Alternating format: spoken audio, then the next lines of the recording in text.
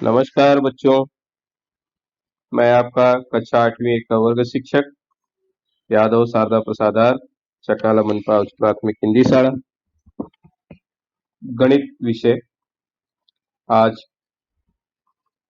पाठ 1 का प्रश्न संग्रह 1.2 सिखाने वाला हूँ।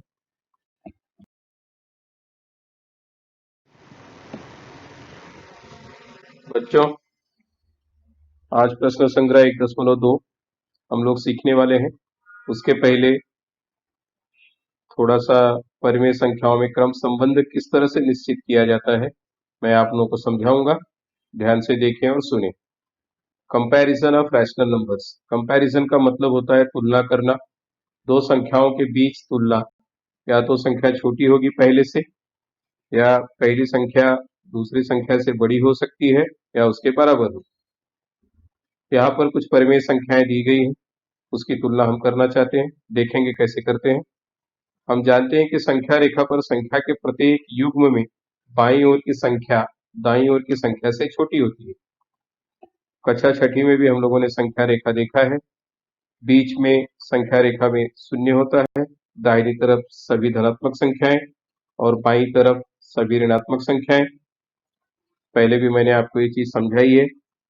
इस तरह से जैसे जैसे हम संख्या रेखा पर दाईं ओर जाते हैं वैसे वैसे संख्याएं बड़ी होती जाती हैं, और जैसे जैसे बाईं ओर मतलब लेफ्ट की तरफ जाते हैं वैसे वैसे संख्याएं छोटी होती हैं।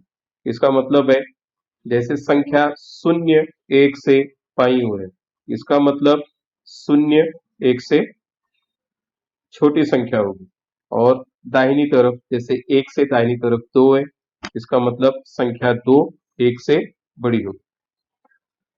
उसी प्रकार परिमेय संख्या के अंश तथा हर को एक ही शून्येतर संख्या से गुणा करें तो संख्या वही रहती है, उसका मान नहीं बदलता। अर्थात ए बटे बी भिन्न के रूप में दी गई संख्या है। इसमें हम लोगों ने ए में के से गुणा किया और बी में भी के से गुणा किया। शर्त ये होनी चाहिए कि के शून्य के बराबर ना हो, कोई शून्येतर संख्या हो। अर्थात के में ए से गुणा करें, के से बी में गुणा करते हैं तो इस संख्या का मान बदलता नहीं, ए बटे बी के बराबर ही रहता है। उदाहरण स्वरूप दिया गया है यहाँ पर 5/4 तथा 2/3। इसमें हमें क्रम संबंध निश्चित करना है। अगर इसका हर समान होता तो हम इसे आसानी से तुलना कर सकते थे, निश्चित कर सकते थे, लेकिन यहाँ पर पहली संख्या का हर 4 है और दूसरी संख्या का हर 3 है।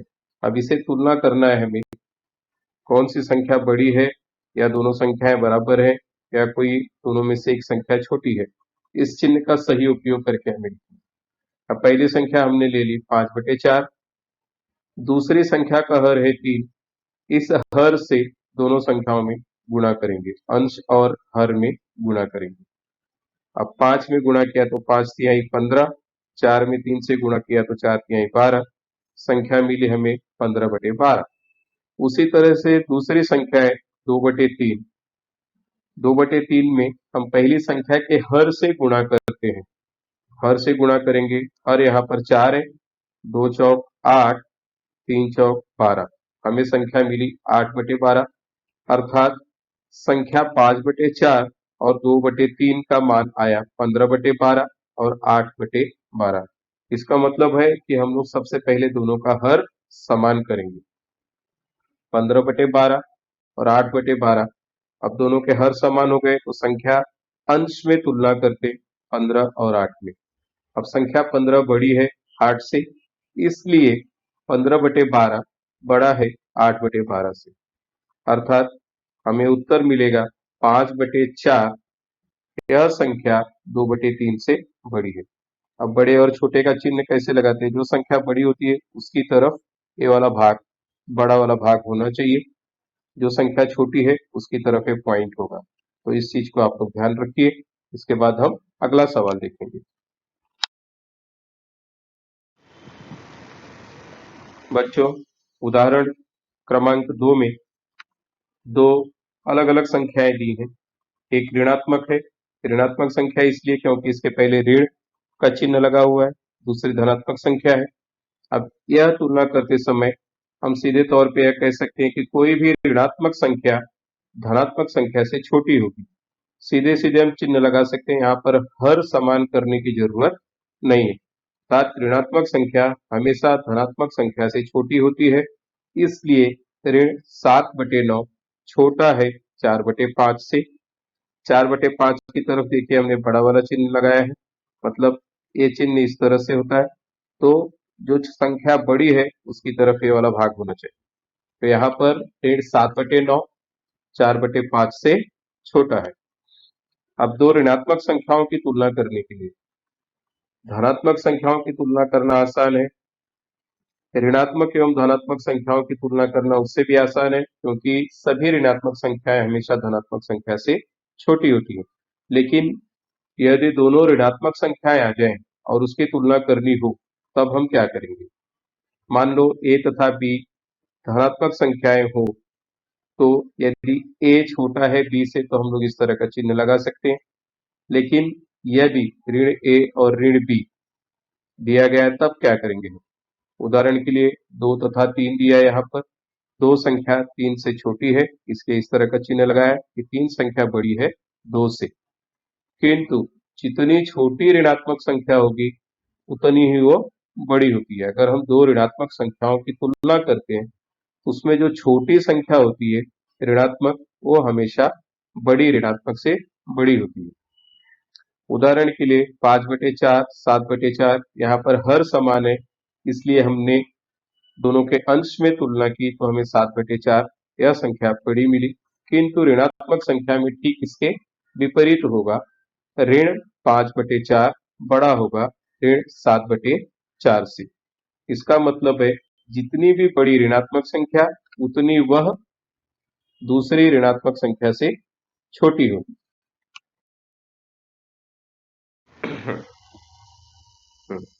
यहाँ पर दो परिमेय संख्याएं दी गई हैं, 3/5 तथा 6/10।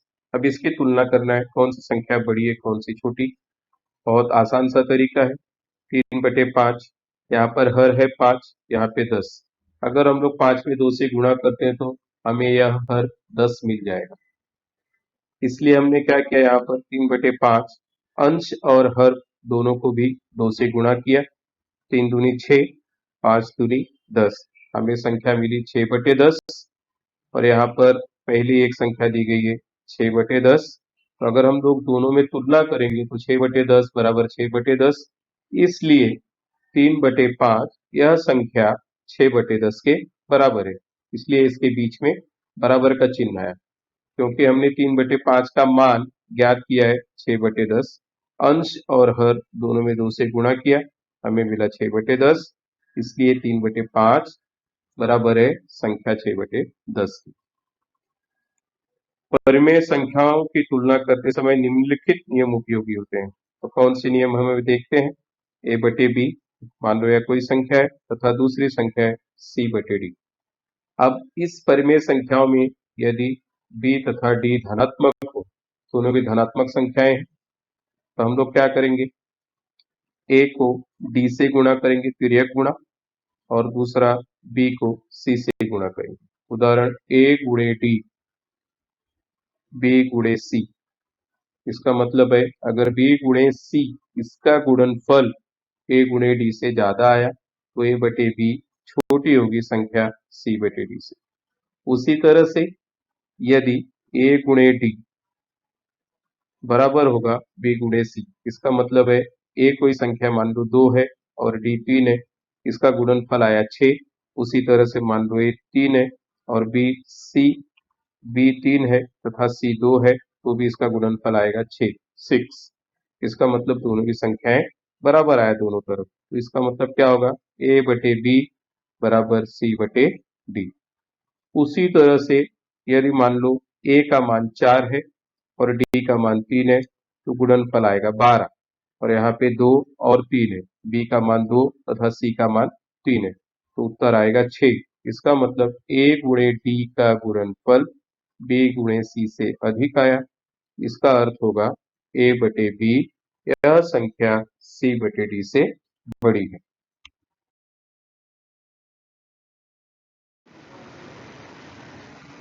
प्रश्न संग्रह 1.2।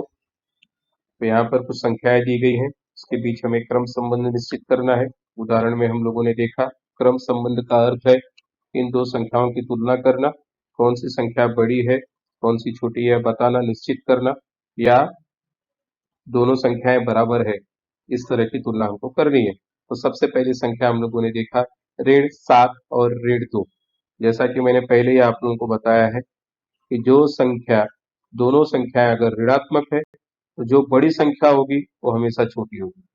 यहाँ पर ऋण 2 बड़ा है ऋण 7 से, उसी तरह से शून्य और ऋण 9/5, यहाँ पर भी ये ऋणात्मक संख्या है ऋण 9/5, तो ऋणात्मक संख्या भी शून्य से छोटी होगी, इसलिए ऋण 9/5 छोटी संख्या है शून्य से।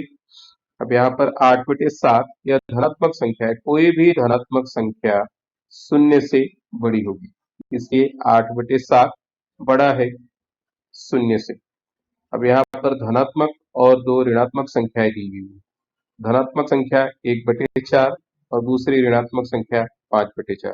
आसानी से इस सवाल को हम लोग हल कर सकते हैं, क्योंकि कोई भी धनात्मक संख्या ऋणात्मक संख्या से हमेशा बड़ी होगी, इसलिए 1/4 यह संख्या ऋण 5/4 से बड़ी है। अब प्रश्न नंबर 5वें में ध्यान से देखेंगे तो पता चलेगा दोनों का हर समान है, दोनों भी संख्याएं धनात्मक हैं। पहली संख्या 40/29, दूसरी संख्या 141/29। इसका मतलब दोनों का हर समान है, तो दोनों के अंश देखेंगे। सबसे पहले हमको देखना है कि संख्याएं धनात्मक है या ऋणात्मक। हमने यहाँ पर देखा दोनों भी संख्याएं धनात्मक हैं। उसके बाद दूसरी पॉइंट पे हम लोगों ने देखा कि दोनों संख्याओं के हर दोनों के समान है। इसका मतलब अब हमको तुलना करना है दोनों के अंश में।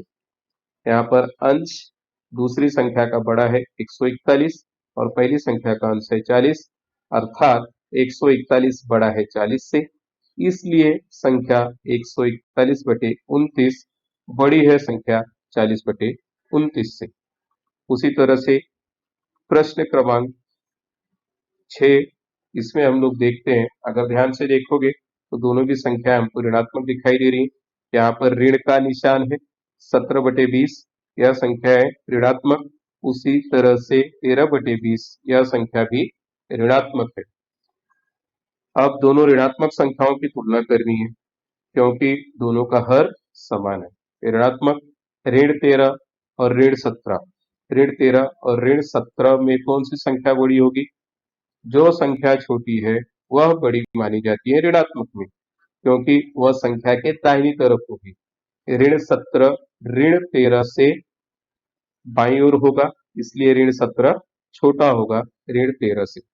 इसलिए इसमें अगर हम लोग ध्यान से देखेंगे दोनों का हर समान है, इसलिए ऋण 13 बड़ा है ऋण 17 से, तो संख्या ऋण 13/20 बड़ी होगी संख्या ऋण 17/20 से।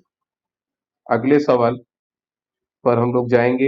इन सवालों को मैंने अगले पेज पर हल किया है, उसे आप लोग देखेंगे तो आसानी से समझ जाएंगे। प्रश्न संग्रह 1.2। सबसे पहले फिर से आपको एक बार संख्या रेखा से परिचय करा दूं। संख्या रेखा बीच में शून्य सबसे महत्वपूर्ण है, कक्षा छठी में भी हम लोगों ने इसे सीखा है। शून्य से दाहिनी तरफ सभी धनात्मक संख्याएं, शून्य से बाईं ओर सभी ऋणात्मक संख्याएं। जैसे यहाँ पर 1 2 3 4 5 6 7 8 इस तरह से मैंने संख्याएं दी है। इस तरफ एरो है, पहले भी मैंने सिखाया है, इसका मतलब है अनंत। संख्याएं असीमित है, इसका कोई अंत नहीं है। उसी तरह से सबसे छोटी संख्या भी हम नहीं बता सकते, मतलब शून्य से बाईं ओर सभी ऋणात्मक संख्याएं, ऋण 1 ऋण 2 ऋण 3 ऋण 4, इस तरह से यह भी असीमित है। सबसे छोटी से छोटी संख्या हम नहीं बता सकते, क्योंकि संख्या रेखा बाईं ओर भी असीमित है। अब जैसा कि मैंने पहले भी आप लोगों को बताया, संख्या रेखा पर जैसे जैसे हम दाईं ओर जाते हैं, दाईं ओर की संख्या बड़ी होती जाती है। उदाहरण के लिए शून्य से 1 बड़ा है, 1 से 2। अब 2 और 9 के बीच अगर तुलना करनी है तो 9 से बाईं ओर 2 है और 2 के दाहिनी ओर 9 है, अर्थात दाहिनी ओर की संख्या बड़ी होगी। उसी तरह से ऋण 8 से दाईं ओर है ऋण 1 अब ऋण 8 और ऋण 1 में अगर हम तुलना करते हैं तो ऋण 1 बड़ा होगा, क्योंकि ऋण 8 से दाहिनी ओर ऋण 1 है। उसी तरह से ऋण 8 और शून्य में तुलना करेंगे तो शून्य संख्या बड़ी होगी, क्योंकि सारी ऋणात्मक संख्याएं बाईं ओर है और इन संख्याओं से दाहिनी ओर शून्य है, इसलिए शून्य सभी ऋणात्मक संख्याओं से बड़ा होगा। उसी तरह से ऋणात्मक और धनात्मक संख्याएं, सभी ऋणात्मक संख्याएं धनात्मक संख्याओं से बाईं ओर है, इसलिए सभी धनात्मक संख्याएं हमेशा ही ऋणात्मक संख्याओं से बड़ी होंगी। उदाहरण के लिए ऋण 10 और 1, इसमें अगर हम तुलना करते हैं तो धन 1 बड़ा होगा ऋण 10 से। प्रश्न संग्रह 1.2, पहला प्रश्न है ऋण 7 और ऋण 2। उसमें से जैसा कि मैंने पहले बताया ऋण 2 बड़ा होगा, क्योंकि ऋण 7 से दाहिनी ओर है, तो हमने बड़े का निशान 2 की तरफ लगाया है। प्रश्न नंबर दूसरे में हमने देखा शून्य और ऋण 9/5, कोई भी ऋणात्मक संख्या हमेशा शून्य से छोटी होगी, इसका मतलब शून्य बड़ा होगा, इसलिए शून्य बड़ा है ऋण 9/5 से। उसी तरह से कोई भी धनात्मक संख्या शून्य से बड़ी होगी, इसलिए 8/7 बड़ा है शून्य से। वैसे ही प्रश्न नंबर चौथा ऋण 5/4 और 1/4, 1/4 धनात्मक संख्या है, इसलिए 1/4 बड़ा होगा ऋण 5/4 से। यहाँ पर भी हम लोगों ने देखा दोनों भी धनात्मक संख्याएं हैं, 29 और 29 दोनों का हर बराबर है, इसलिए हमने अंश में तुलना की 141 बड़ा है 40 से, इसलिए 40/29 छोटी संख्या है 141/29 से। उसी तरह से छठा प्रश्न, दोनों ऋणात्मक संख्याएं हैं, दोनों का हर बराबर है 20-20। अब अंश में तुलना करेंगे तो ऋण 13 बड़ी संख्या है ऋण 17 से, क्योंकि ऋण 13 दाहिनी तरफ आएगा ऋण 17 से, इसलिए ऋण 13/20 बड़ा है ऋण 17/20 से। प्रश्न क्रमांक 7, 15/12, 7/16। अब यहाँ पर हम लोग ध्यान से देखेंगे तो दोनों भी संख्याएं धनात्मक है, दोनों का हर अलग अलग है, अंश भी अलग है। अब इसको तुलना करना है, तो जैसा कि a/b और c/d का उदाहरण दिया था मैंने पहले, नियम था a गुणे d और b गुणे c करना है, मतलब 15/12 और 7/16, इसकी तुलना करनी है तो 15 में दूसरी संख्या के हर से गुणा करेंगे, दूसरी संख्या 7/16, उसका हर है 16, 16 से 15 में गुणा किया, उत्तर आया 240। अब दूसरी संख्या 7/16 के अंश एवं हर को पहले के हर से गुणा करेंगे, 7/16 गुणा करने पर मिला हमको 12×7=84। अब दोनों में तुलना करने पे हमें क्या मिलता है, 15×16 240, 7×12 84, 240 बड़ी संख्या है 84 से, इसलिए 15/12 बड़ी संख्या है 7/16 से। प्रश्न नंबर 8वें में ऋण 25/8, ऋण 9/4, क्या तुलना कर रहे हैं हम, दोनों भी ऋणात्मक संख्याएं। अब ऋण 25 को पहले गुणा करेंगे 4 से, 25 चौक 100, ऋण 100 मिला। उसी तरह से ऋण 9/4 है, अब इसमें गुणा करेंगे 9×8 72, ऋणात्मक संख्या, दोनों भी ऋणात्मक है। ऋण 100 एवं ऋण 72 में तुलना करने पर हमें पता चलेगा कि ऋण 72 बड़ी संख्या है, क्योंकि जितनी छोटी ऋणात्मक संख्या बड़ी संख्या से हमेशा बड़ी होती है। दोनों भी ऋणात्मक है, ऋण 72 बड़ा है ऋण 100 से, इसलिए ऋण 25/8 छोटा है ऋण 9/4 से। तो प्रश्न क्रमांक 9, इसमें हम देखते हैं कि 12/15, 3/5 दोनों धनात्मक संख्याएं हैं, 12 को गुणा करेंगे 5 से, दूसरे के हर से, 12×25=60। उसी तरह से 3 को गुणा करेंगे 15 से, पहले के हर से, 45 मिला। अब संख्या कौन सी बड़ी है, 60, 60 बड़ी है 45 से, इसलिए बाया पक्ष अर्थात 12/15 बड़ा होगा 3/5 से। वैसे ही 11वां सवाल है, यहाँ पर दोनों भी ऋणात्मक संख्याएं दी गई हैं, ऋण 7/11 ऋण 1/4। अब ऋण 7 को 4 से गुणा करेंगे, 7 चौक 28, ऋण 28। उसी तरह से 11 में ऋण 1 से गुणा किया तो आया ऋण 11। यहाँ पर ऋण 28 छोटा है ऋण 11 से, इसका मतलब दायां पक्ष बड़ा है। दाहिने पक्ष में कौन सी संख्या है? ऋण 1/4, इसलिए ऋण 1/4 बड़ा है ऋण 7/11 से। बच्चों, इस प्रश्न संग्रह को आपको हल करना है। यदि कोई प्रश्न या सवाल न समझ में आया हो तो आप मुझसे पूछ सकते हैं। उम्मीद है बच्चों आपको यह प्रश्न संग्रह समझ में आया होगा। धन्यवाद।